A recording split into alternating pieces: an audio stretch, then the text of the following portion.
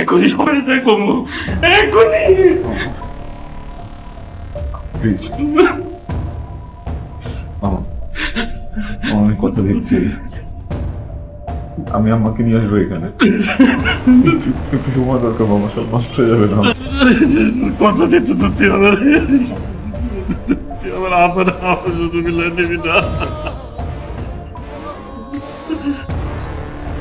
তোর মধ্যে আমার বিশ্বাস আছে তুই পারবি তুই পারবি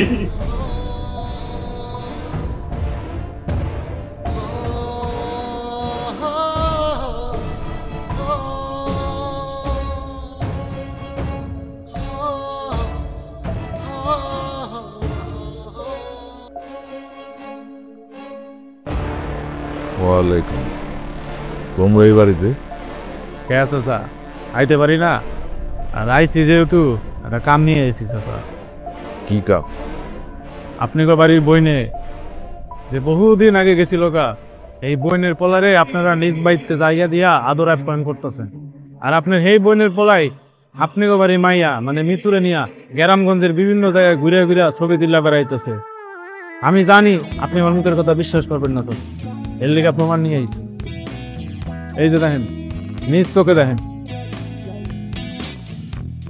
আমার কনের দায়িত্ব আছিল চাচা আপনারে পয়লা দেখেন আপনি যেটা ভালো মনে করেন আই চাচা সালামালাইকুম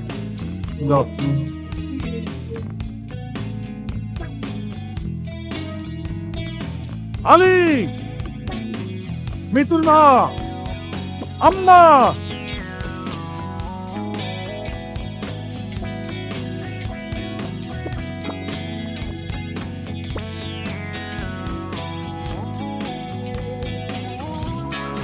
কোন সাহসে তুই এই বাড়িতে এসেছিস?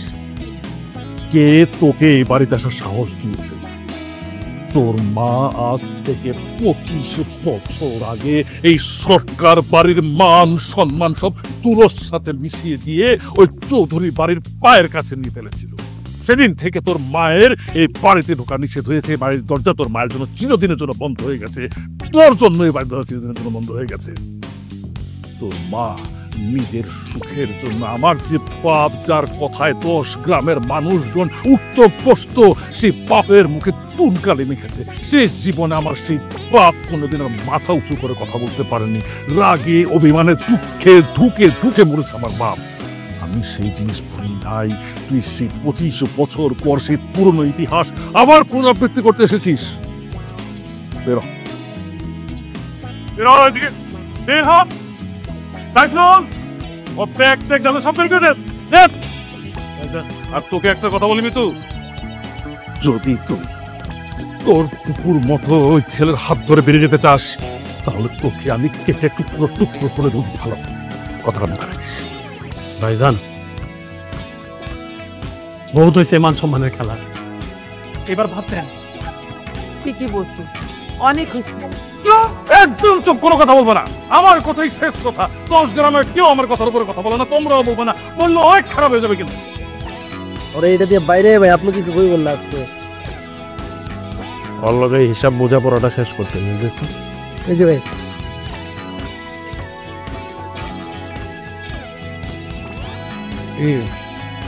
কেমন দিলাম মিজান সরকারের কাছে?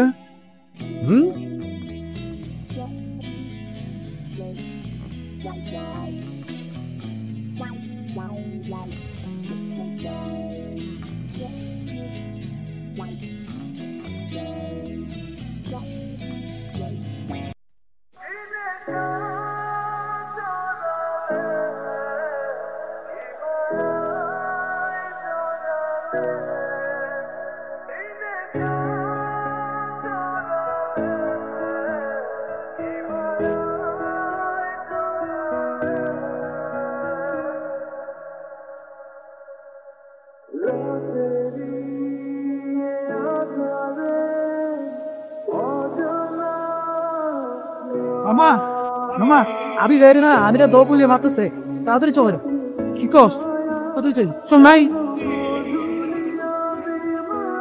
তোরা তোরা তোকে বাপের মতো হয়েছিস আমি তোর মা বলতেছি সাবিনে ফিরায় সাবিনে ফিরায়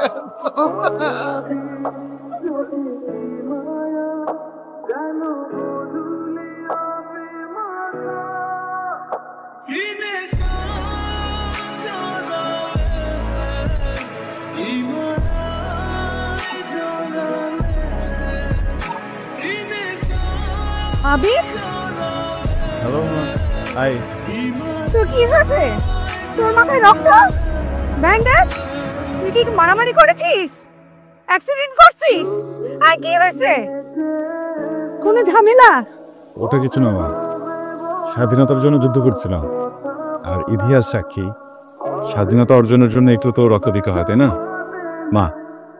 I have a big surprise for you. এটা দেখে তুমি কেঁপে যেতে পারো, সো যেখানেই আছো শক্ত করে দাঁড়াও। ওকে 1 2 3 সারপ্রাইজ।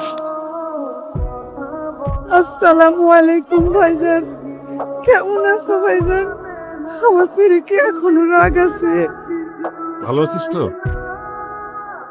ওরে মাফ করে দিও ভাইজান কেন ক্ষমা কেন?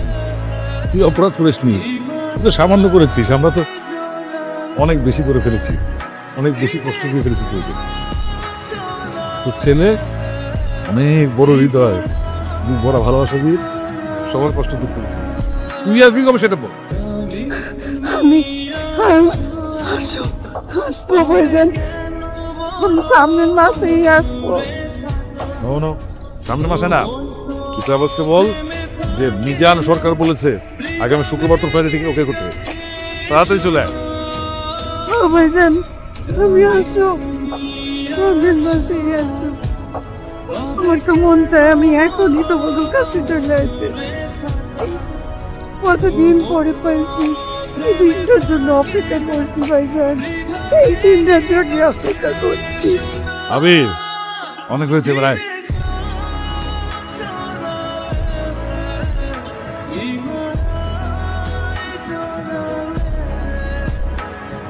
Happy ending.